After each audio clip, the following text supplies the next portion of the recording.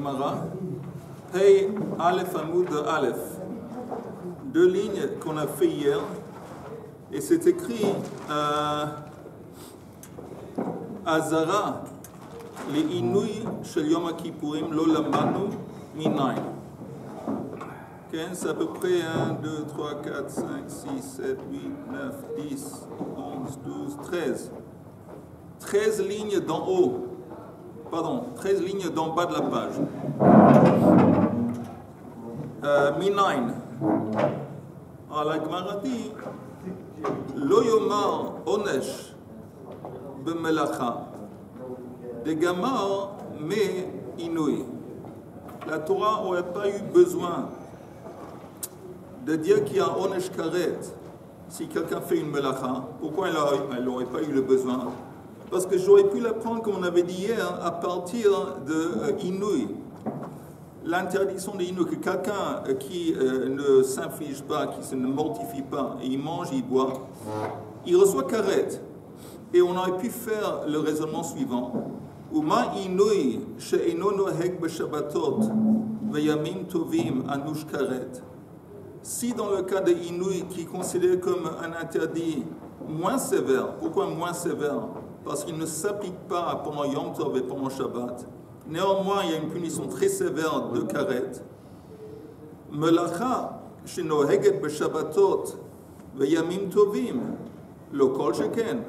Alors l'interdit de melacha pendant Yom Kippour, qui est plus sévère. Pourquoi j'aurais pu penser que c'est plus sévère? Parce que l'interdit de melacha s'applique aussi Shabbat, aussi Yom Tov.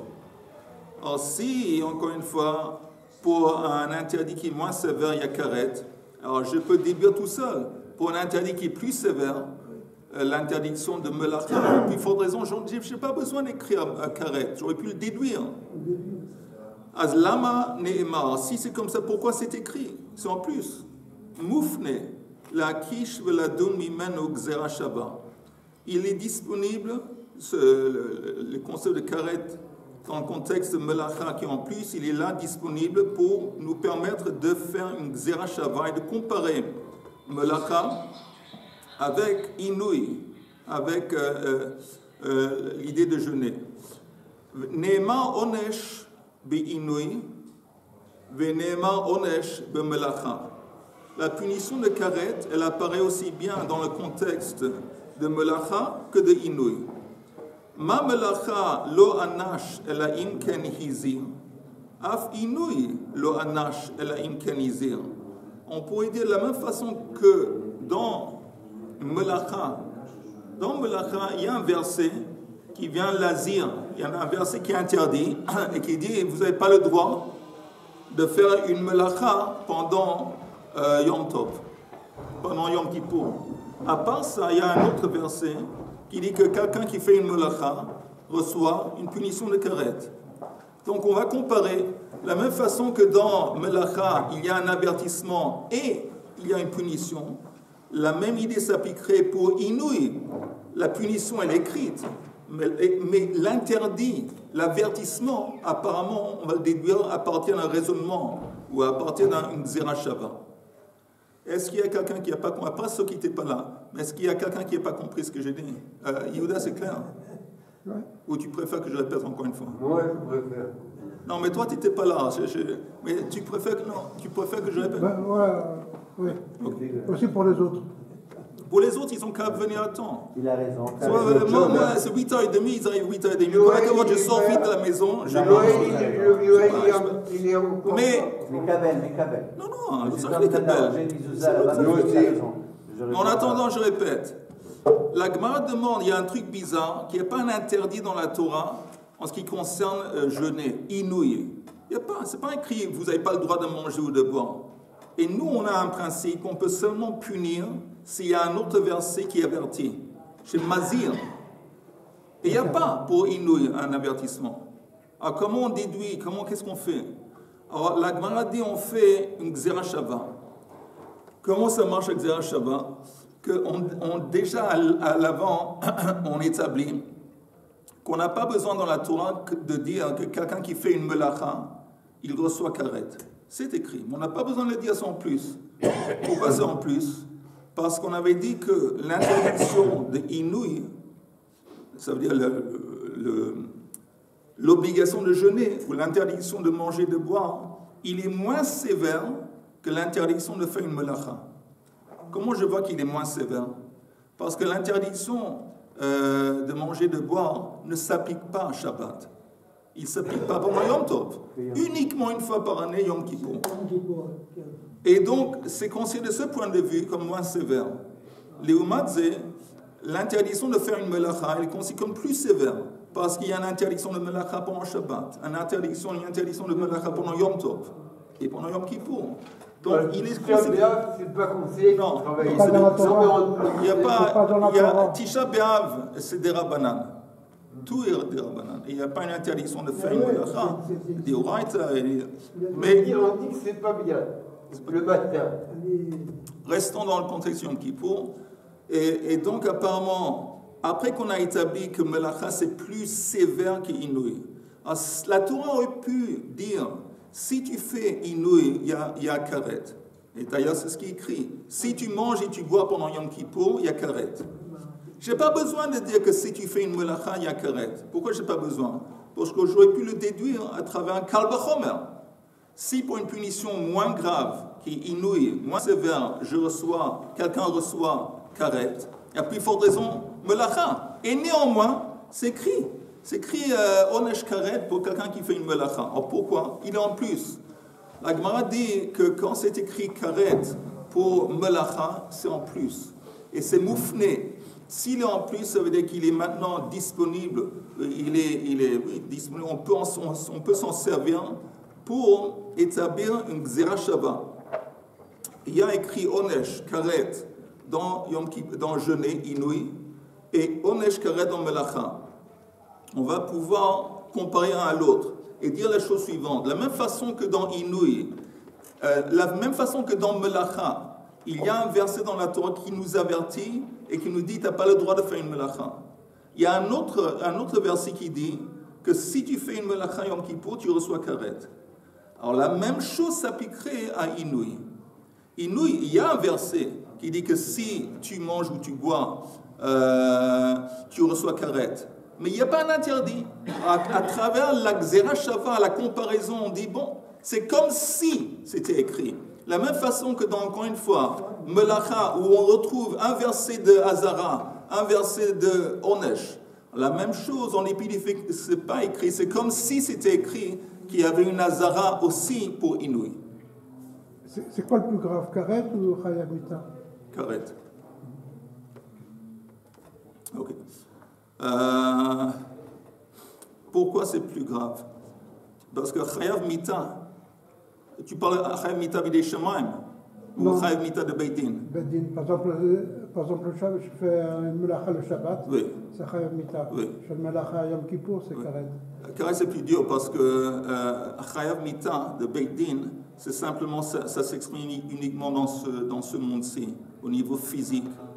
Tandis que karet lo aleinu, ça veut dire que l'âme de la personne qui est transgressée, il est disconnecté à toujours de la Shrina, d'Am Israël, et c'est une punition qui cible le monde à venir, au Lamaba, l'éternité. De ce point de vue.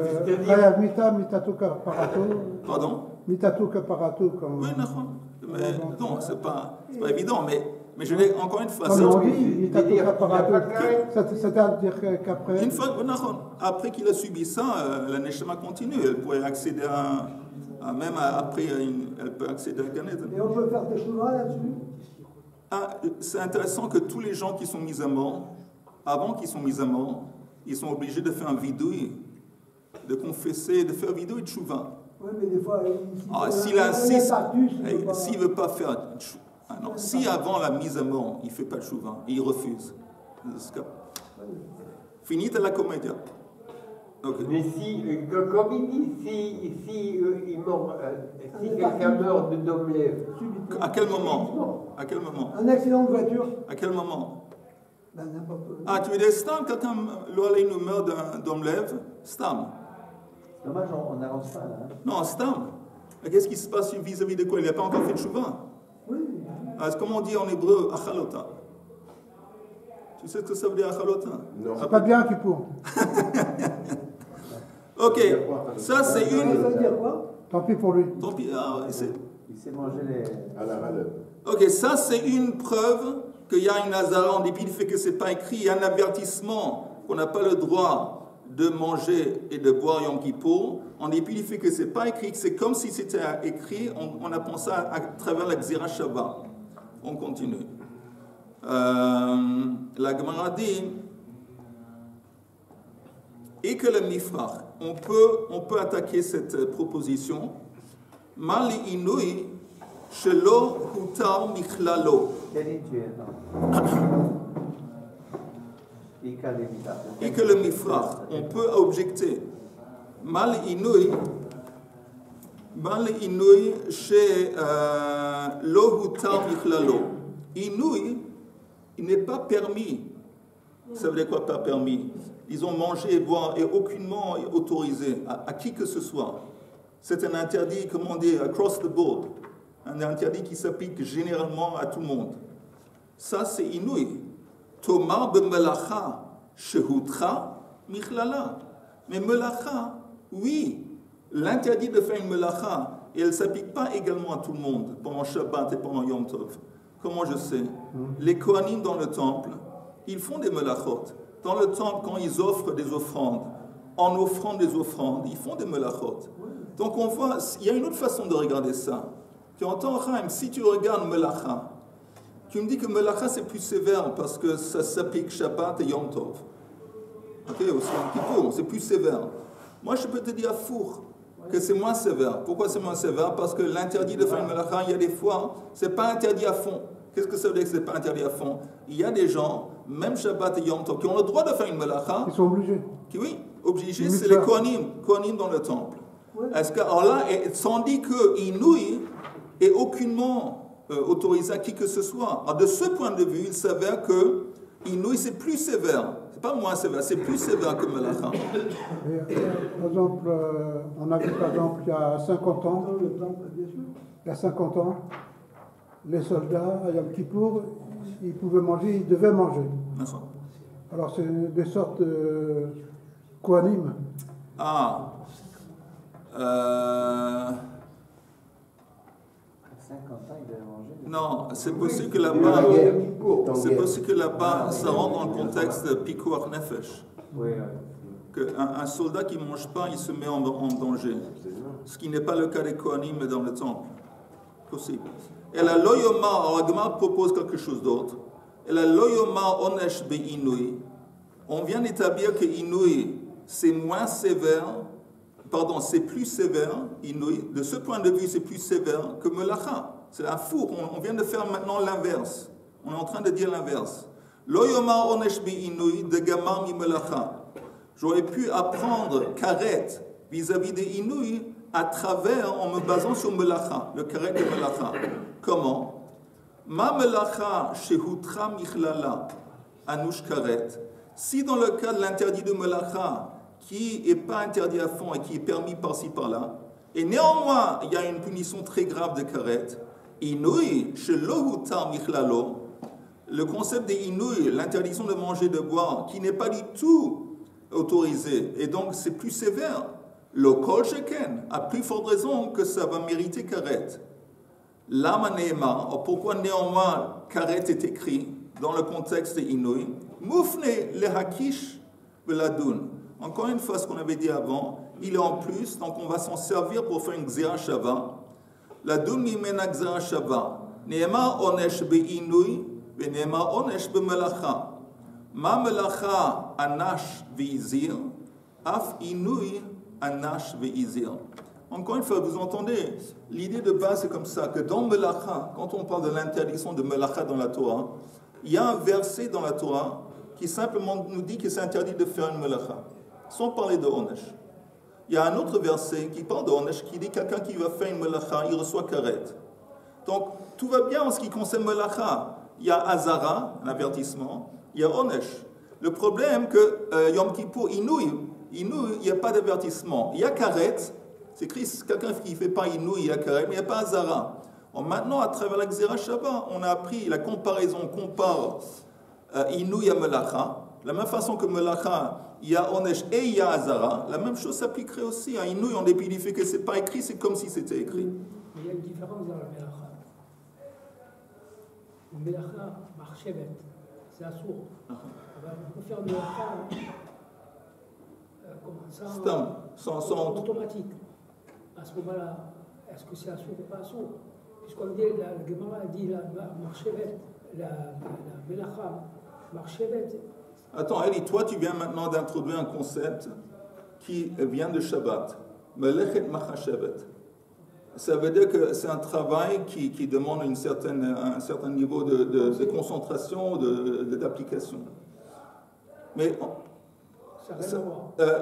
non, cette idée s'applique quand on parle de Melacha interdit Yom Kippour. C'est la même chose que Shabbat. C'est Shabbat Shabbaton. Yom Kippour et Shabbat partagent le même interdit de Melacha. Et quel genre de Melacha? Ce n'est pas un type qui va se trimballer des meubles d'une pièce dans son appartement à l'autre, en dépit du fait qu'il a usé, il a transpiré, il a fait un effort. Mais ça ne rentre pas dans la catégorie de Melechet Machashevet. Mais ça, il n'y a pas de distinction entre Yom Kippour et Shabbat.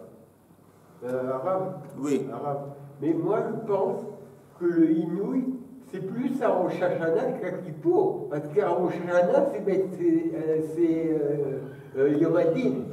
Yom Hadin, on doit être très apeuré, parce qu'on peut, à Kadosh Baruch Hu, il décide si on va vivre pendant l'année ou mourir. C'est le pardon. C'est Inouï, c'est pas manger. On mange à Rosh Hashanah. On mange, mais... Non, il est en train de dire peut-être, il ne parle pas de manger, l'interdiction de manger, mais il parle de l'idée d'être inouï dans le sens de stress. Yom Hadin. Mais j'aimerais te dire quelque chose vis-à-vis de Rosh Hashanah et le stress. C'est quelqu'un qui a un niveau spirituel légèrement plus élevé, il n'est pas dans le stress. Pourquoi il n'est pas dans le stress? Il sait que il n'y a personne dans le monde qui l'aime autant qu'Akadosh Baruch Hu. Oui, mais écoute une seconde. Est-ce qu'il montrait à l'esprit de ton enfant d'être dans le stress à cause de toi, son père? Est-ce qu'il dit, je ne sais pas ce que mon père va me faire, qui sait, quelle punition va me donner? Est-ce que si le père, il y a des relations normales entre père, à plus forte raison, un père aime son fils plus que personne d'autre peut l'aimer, et il sait que tout ce qu'il va lui faire, c'est pour son bien. S'il meurt, c'est pour son bien. S'il perd toute sa fortune et s'il est malade, c'est pour son bien. Pour toi, parce que on est tellement attaché à ce monde-ci, le succès, le confort et la tranquillité, club Méditerranée et compagnie. Alors pour nous, chaque fois qu'il y a un chibouche, on est dans le stress. Qui te dit qu'on a besoin de tout ça? Nous, on a besoin au niveau spirituel de se développer. Et quelquefois, pour se développer, on a besoin d'être secoué ou nettoyé. Et dans Akadosh Baruch Hu, tout ce qu'il fait pour nous, c'est pour le meilleur, c'est pour notre bien. Donc il n'y a pas de raison d'être dans le stress. Si tu es dans le stress, en quelque sorte, tu passes à côté de la plaque. Tu ne comprends pas qui c'est Akadosh Baruch Hu. Tu ne connais pas Akadosh Baruch Hu. Je suis dans le... Peut-être je vais avoir des malheurs cette année. C'est quoi? Si tu vas avoir des malheurs, Akadosh Baruch Hu dit pour toi, c'est bien que tu aies passé un Nisayon, c'est bien. Tu sais que je t'aime à la folie. Tu sais que je t'aime à la folie. Et la meilleure chose pour toi... C'est 2 jours au Rosh Hashanah. Pourquoi il y a 2 jours de Rosh Hashanah? Comme on a ouvert une parenthèse, on va continuer dans la parenthèse. Pourquoi il y a 2 jours de Rosh Hashanah? Pour ceux qui ont eu le mérite d'apprendre ici avant peu de temps en Masechet de Rosh Hashanah, c'est le Rav Dessler en parle. Il dit que dans le Zohar, c'est écrit Dina Kashya Vedina Rafia. Le premier jour de Rosh Hashanah, c'est Dina Kashya. C'est on est jugé d'une façon dure. C'est dur. Le premier jugement. Pourquoi il est dur? Parce que le jugement il nous cible à l'individu. Chaque individu est ciblé et regardé on the spot. Tu sais, à la lumière. Avec un microscope. Mais oui, on le regarde et on voit s'il a suffisamment, quels sont ses mérites et quelles sont ses transgressions. Ça, c'est dur. Maintenant, quand on est arrivé à une certaine période de temps dans l'histoire juive, Min Shamayim, ils ont vu qu'il y a moins en moins de personnes qui vont arriver à à passer le cap du premier jour sain et sauf. Donc ils ont décidé d'ajouter encore un deuxième jour de Rosh Hashanah. Il y avait une technicalité dans le temple qui s'est passée en sorte qu'on a établi un deuxième. Un deuxième jour de Rosh Hashanah, ça s'appelle Din Rafia. C'est un jugement qui est plus cool. Pourquoi le jugement deuxième jour de Rosh Hashanah est plus cool? Parce que là, quand on nous regarde dans un contexte plus global. Ça veut dire, on nous regarde dans le sens, peut-être ce type, il n'a pas suffisamment de mérite, mais sa famille a besoin de lui. Au travail, on a besoin de lui. Sa communauté a besoin de lui.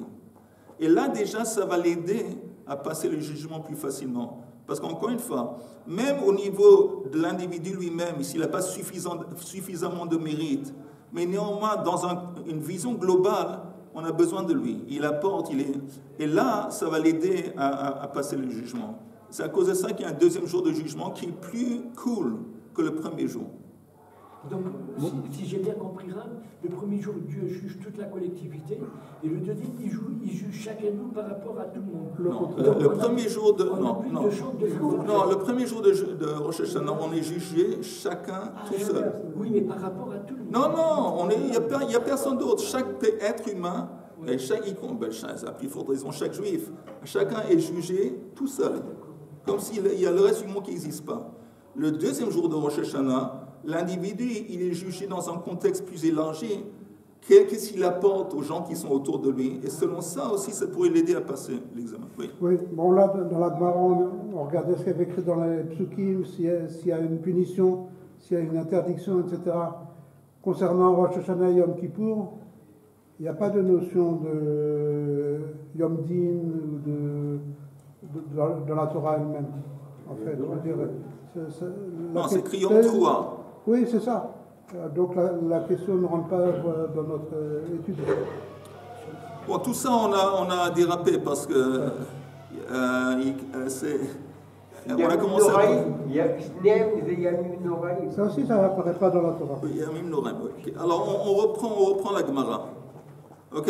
Donc, tout ça pour nous dire qu'on arrivait... Il y a deux façons d'aborder une preuve qui démontre que dans Inouï, pas seulement il y a le carré qui écrit le Onesh, il y a aussi une Azara, un averti, qu'on a déduit à travers une Xira Shava, une comparaison avec Melacha. La Gemara dit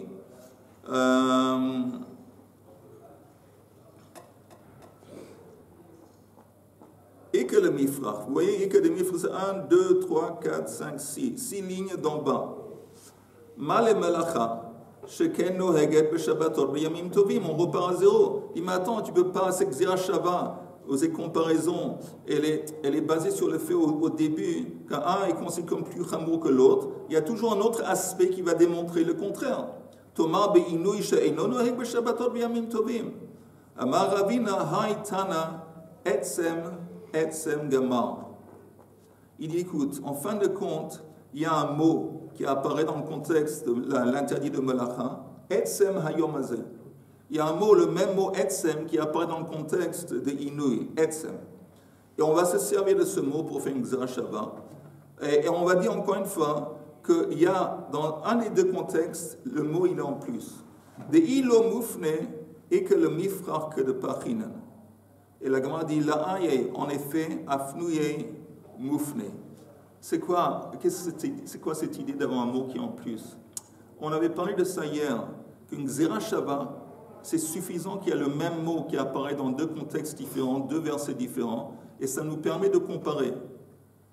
Mais si c'est simplement ça, on peut détruire une Xira Shava en expliquant qu'il y a des aspects uniques ici qui n'existent pas là-bas, que c'est deux choses différentes. Si j'apporte un argument pour démontrer que c'est deux choses différentes, la comparaison, la Xira Shava, elle tombe à l'eau. Mais si la Xira Shava, elle est bâtie sur Moufne, un mot qui est vraiment en plus, on ne peut pas détruire la Xira Shava. Ici, c'est le cas. Parce que chaque fois qu'on fait une comparaison à travers une Xira Shava, on peut arriver à détruire la comparaison. En disant, oh, ça c'est plus sévère que l'autre, ça c'est moins sévère. On peut détruire l'argument. Mais le moment que tu dis qu'il y a un mot qui est Moufne, tu ne peux pas détruire la Xira Shava. Et donc c'est pour ça que la Gemara dit, encore une fois, je répète les derniers quelques mots. Le Amar Ravina, Haïtana etsem gamar. En fin de compte, il se sert d'une Xer Shava qui est basée sur le mot Etzem. Et il dit, et tu dois dire qu'un des deux, il est moufné, il est en plus, de il lo moufné, et que le mifrach de parinen, si le mot n'est pas en plus, alors on va pouvoir détruire la comparaison comme on a démontré auparavant. La aye, oui en effet, afnouye moufné. Maintenant, chamisha kra ektive b'melacha. Il y a 5 versets qui apparaissent en contexte de l'interdit de faire une melacha. Quel jour? De Yom Kippour. Chad le Hazara de Yemama. Pourquoi on a besoin de 5 versets qui parlent d'un interdit?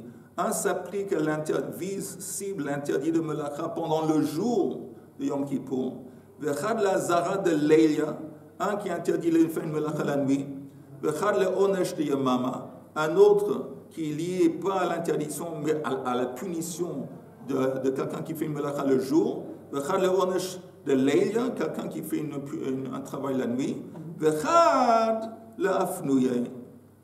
Et le 5e verset qui parle d'Azara, Afnouye, il est en plus.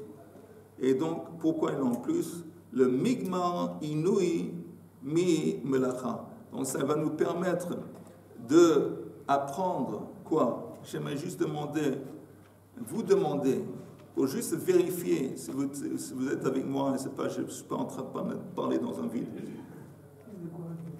Il y a une Xera Shava. Qu'est-ce qu'on apprend à travers la Xera Shava? Quelqu'un peut m'expliquer? À partir d'un mot, on retrouve dans un autre... Oui, ça je sais, ça c'est le principe du Xera Shava général. Mais qu'est-ce qui est ici dans notre contexte? Qu'est-ce que nous enseigne la Xera Shava entre Melacha et entre Inouï? Et Inouï. Qu'on ne trouve pas Inouï, qu'on trouve dans Malacha, on peut l'utiliser grâce à un mot qui est moufné. L'idée que dans Malacha, il y a l'avertissement et la punition. Dans la punition, malgré qu'il n'y a pas l'avertissement avant, grâce au mot moufné, on fait une Xera Shava. Et on dit que tu as raison, de la même façon que dans Malacha, il y a un verset qui parle d'avertissement, un autre verset. Alors, en dépit du fait qu'il n'y a pas de verset qui parle d'avertissement, qui dit que c'est interdit de manger et de boire, c'est comme si c'était écrit, à travers la comparaison. Il y a fait Chaim. Alors moi j'ai un problème. Chaim, il est impressionnant, c'est la classe. Même quand il a les yeux fermés, on voit qu'il est là. Moi j'ai un problème. C'est quoi cette histoire d'interdiction de faire de melacha le jour et la nuit? Je veux dire, tout le temps quand il y a des interdictions de faire une melacha, ça s'applique aussi bien au jour qu'à la nuit. Mais tu aurais pu penser s'ils l'ont marqué, ça veut dire qu'il y aurait pour le Shabbat, pu dire que le jour et la nuit. Pour le Shabbat et Yom Tov, il n'y a pas écrit 2 fois et on n'apprend pas. La vérité. Yehuda aussi. C'est pas seulement Chaim qui est en forme. Absolument. Pas seulement Chaim qui est en forme, il y a Yehuda aussi qui est en forme. Non, mais ils veulent. Oui, mais quand. Il n'y a pas de raison de faire une distinction entre la nuit et le jour. Non, le Shabbat et Yom Tov. Qui t'a dit que c'est deux? On n'a jamais vu que la nuit c'est la nuit, le jour c'est le jour. Si, on a déjà vu ça. Où? Je crois que c'est dans Babatra, quand on vole la nuit, c'est pas la même punition que quelqu'un qui vole le jour devant tout le monde et celui qui vole la nuit en cachette. Il doit pas rembourser la même chose. Alors, pour moi, oui, mais là on te dit c'est la même chose. Mais attends, tu parles à un jour de Chol même. Il n'y a rien à faire avec le Shabbat et Yom Tov. Tu parles du jour et de la nuit. Non, je ne parle pas d'une façon générale qu'il n'y ait pas de différence entre le jour et la nuit. Moi, je parle de Shabbat et de Yom Tov. Où est-ce qu'on a vu Shabbat et Yom Tov? Qu'on pouvait diviser Shabbat et Yom Tov entre un aspect qui est la nuit et l'autre aspect qui est le jour. On n'a jamais vu ça. Non, la nuit se cache. Et donc, c'est une bonne question. Une bonne question auquel je n'ai pas de réponse. Ok. Mais par exemple, le fait qu'il y a 5 psukim, ça nous ramène au début du Pérec, qu'en fait il y a 5. Le Inou, ça comporte 5 interdictions. En fait. Oui, mais parmi les 5 psukim, tu vois, il y en a un qui est considéré comme en plus. Ouais. On l'utilise pour moufner, pour faire la comparaison. Mais je vais te dire, peut-être la réponse à ta question c'est que, ok, on a 4. Pourquoi, en fin de compte, la Torah répète à 4 fois ça? On essaie de presser ça au maximum, d'en sortir le maximum. Peut-être un qui cible la nuit, un qui cible le jour, punition, hasard. Mais après qu'on a fait tout ça, il nous reste toujours un verset qui est en plus. Ça, c'est là où on veut arriver. Et c'est quoi ce Bechad Le'efioné? Il y a un verset qui parle de l'interdiction de Melacha qui en plus, le Migmar Inouï Mi Melacha. Ça va nous permettre que Inouï, on va apprendre Inouï de Melacha, ben de Yamam, ben de Leia, que ce soit le jour et la nuit. On comprend que même pour Inouï, pas seulement un Onesh Karet, mais aussi un avertissement pour nous permettre de donner Onesh. Maintenant, de Vei Rabbi Shmuel Tana, Ne'emar kan Inouï, Ve'ne'emar le Halan Inouï.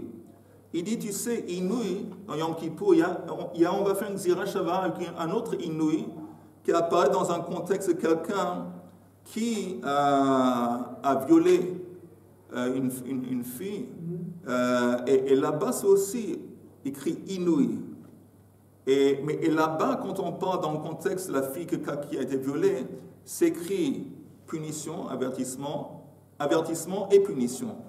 Donc, lui, il dit, Ne'emar lehalan inouï, ma lehalan lo anash elaim ken hizir, afkan lo anash elaim ken hizir. Donc, lui, Bichlal, il apprend, il ne fait pas la comparaison entre melacha et inouï, il fait la comparaison entre inouï de Yom Kippur et inouï dans le contexte d'une femme qui a été violée.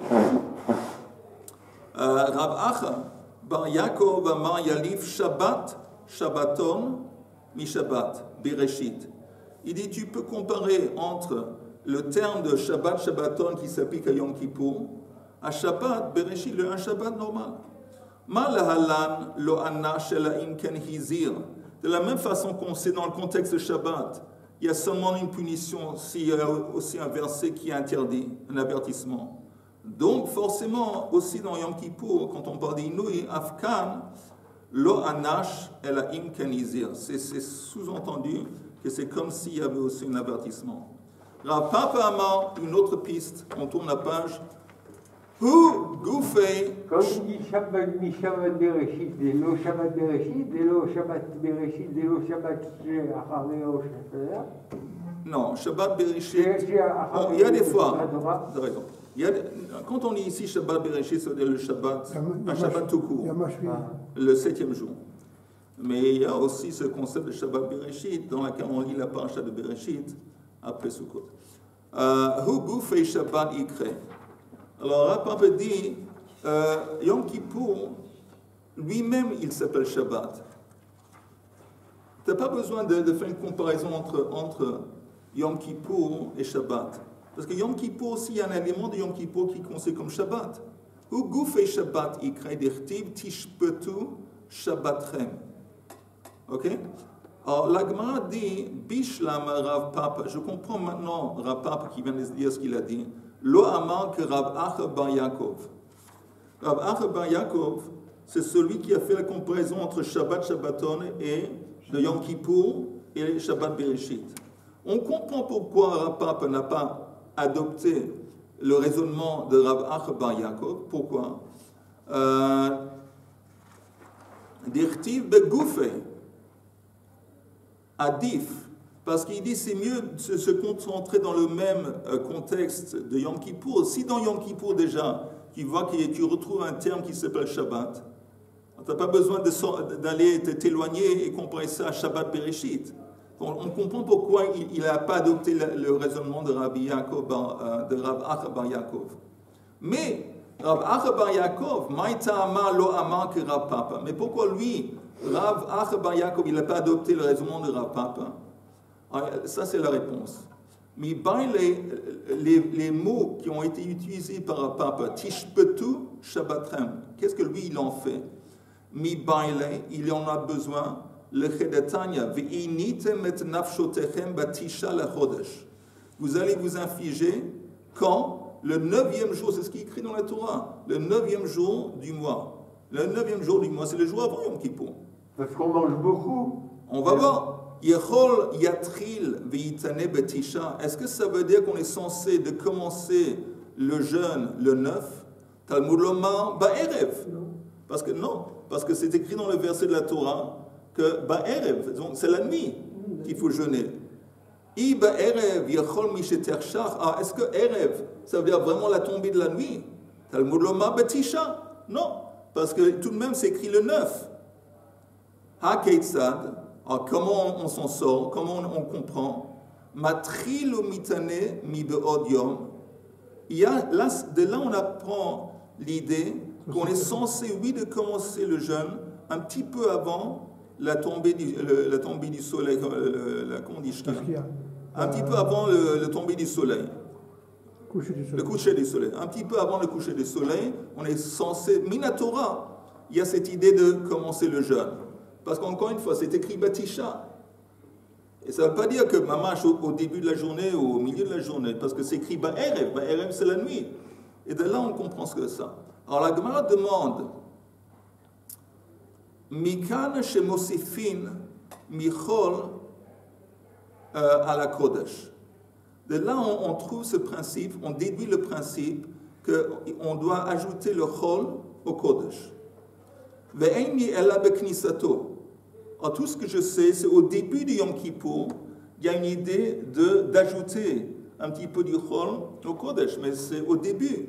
Be'yetziato minayin. Comment je sais que même à la fin de Yom Kippour, on n'est pas censé, à la seconde que Yom Kippour se termine, c'est fini. On est censé aussi d'ajouter chol à Kodesh aussi à la fin de Yom Kippour.